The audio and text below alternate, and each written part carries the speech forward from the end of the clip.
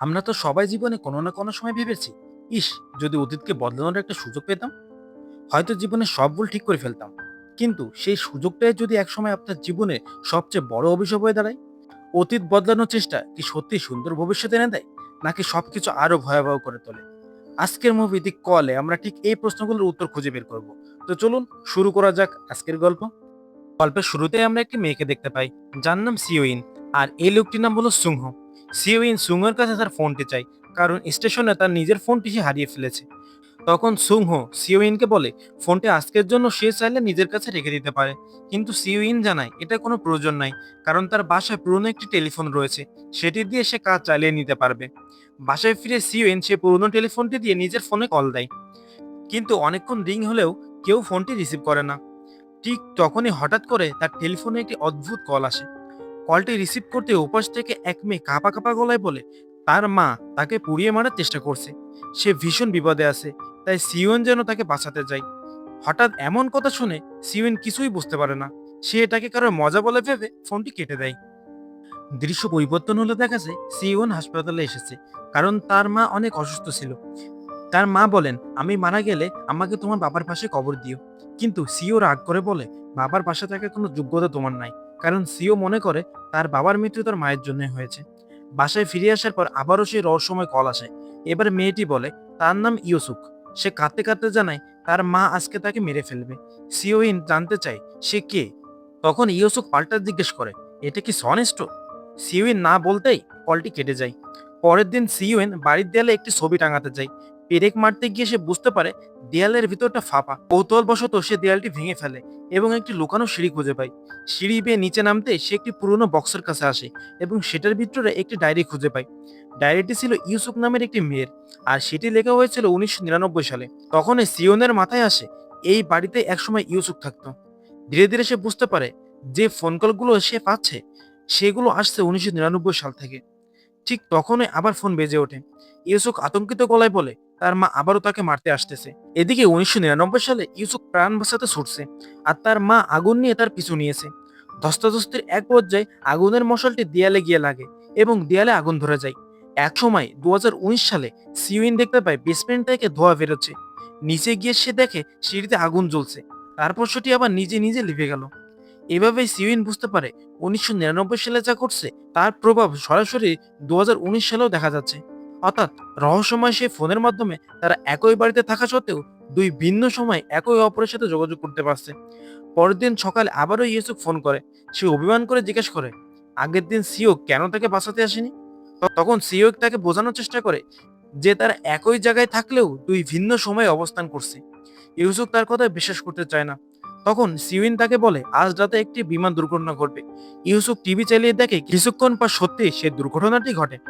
তখন সে বুঝে যায় সিউইন সত্যি ভবিষ্যৎ থেকে কথা বলছে। এরপর দুজনের মধ্যে নিয়মিত কথা হতে থাকে। এক পর্যায়ে সিউইন জানতে পারে ইউসুফের সঙ্গে তার মায়ের সম্পর্ক মোটেও ভালো না। ইউসুফ জানায় ওই মহিলা তার আসল মা নন, তাই সবসময় তার উপর নির্যাতন চালায়। অন্যদিকে সিউইন নিজের জীবনের সবচেয়ে বড় কষ্টের কথা জানায়।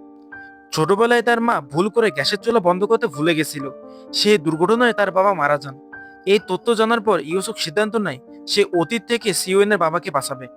সময় মতো গ্যাসের চুলা বন্ধ করে দেয় এবং দুর্ঘটনা ঠিকিয়ে দেয়। এর ফলে বর্তমান সময় সম্পূর্ণ বদলে যায়। সিওন যখন নিজের জ্ঞান ফিরে পায় তখন সে দেখে তার বাবা জীবিত। তাদের আর্থিক অবস্থাও আগের চেয়ে আরো ভালো হয়ে গেছে, যেন মুহূর্তের মধ্যে পুরো জীবন পাল্টে গেছে। কিন্তু এই সুখ বেশি দিন টেকে না। পরিবারের সঙ্গে নতুন জীবন নিয়ে ব্যস্ত হয়ে পড়ায় সিউইন আগের মতো ইউসুকের সাথে কথা বলতে পারে না। এতে ইউসুক ভীষণ রাগ করে। এদিকে সিউইন ইন্টারনেটে পুরো খবর খুঁজে একটি ভয়ঙ্কর সত্য জানতে পারে। ইউসুকের সৎ মা তাকে মারার পরিকল্পনা করেছে, এবং এই পাড়ার পরিকল্পনা হলো ইউসুকের মা মনে করে সে বড় হয়ে ভয়ঙ্কর একটি সিরিয়াল কিলারে পরিণত হবে। এই ঘটনাটি যখনই সিয়ন জানতে পারে তখন আর এক মুহূর্ত দেরি না করে সে ইউসুকের কাছে ফোন করে এবং তাকে সাবধান করে দেয়। কিন্তু এটাই ছিল তার জীবনের সবচেয়ে বড় ভুল। সেই রাতে ইউসুক আগে থেকে প্রস্তুত ছিল। যখন তার সৎমা তাকে হত্যা করতে এসেছিল তখন ইউসুক আগে থেকে প্রস্তুত ছিল। এই জন্য সে উল্টো তার সৎমাকে নির্মমভাবে হত্যা করে। এরপর তার আসল রূপ প্রকাশ পায়। সে একের পর এক মানুষকে হত্যা করতে শুরু করে এবং তাদের লাশ বাড়ি ফ্রিজে এনে লুকিয়ে রাখে। বর্তমানে সিওনও বুঝতে পারে সে নিজের হাতেই একজন ভয়ঙ্কর সিরিয়াল কিলারকে বাঁচিয়ে দিয়েছে, কিন্তু তখনও অনেক দেরি হয়ে গেছে। 1999 সালে ইউসুফ প্রতিশোধ নেওয়ার জন্য সিউইনের অতীতকে বদলে দিতে শুরু করে। তখন ছোটবেলার সিউইন এবং তার বাবা জমি কেনার ব্যাপারে ইউসুফদের বাড়িতে আসে। তখন ইউসুফ সিউইনের বাবাকে হত্যা করে। সঙ্গে সঙ্গে বর্তমান সময় বদলে যায়। সিউইনের চোখের সামনে থেকে তার বাবা আবারও অদৃশ্য হয়ে যায়। তাদের সুন্দর বাড়িটিও মুহূর্তের মধ্যে ধ্বংসস্তূপে পরিণত হয়। এরপর ইউসুফ ফোন করে ঠান্ডা গলায় জানায় সে সিউইনের বাবাকে নিজের হাতে হত্যা করেছে। সিউইন রাগে বলে, আমি তোমাকে মেনে ফেলবো। তারপর ইউসুফ হেসে উত্তর দেয়, সেটা কখনোই সম্ভব নয়, কারণ তুমি অতীতে আসতে পারবে না, কিন্তু আমি চাইলে তোমার বর্তমান, অতীত আর ভবিষ্যৎ সবকিছুই ধ্বংস করে দিতে পারি। এরপর 1999 সালে সিউইনের মা তাকে খুঁজতে খুঁজতে ইউসুফদের বাড়িতে এসে উপস্থিত হন। বর্তমান থেকে সিউইন ফোনের মাধ্যমে তার মাকে সতর্ক করার আপ্রাণ চেষ্টা করতে থাকে।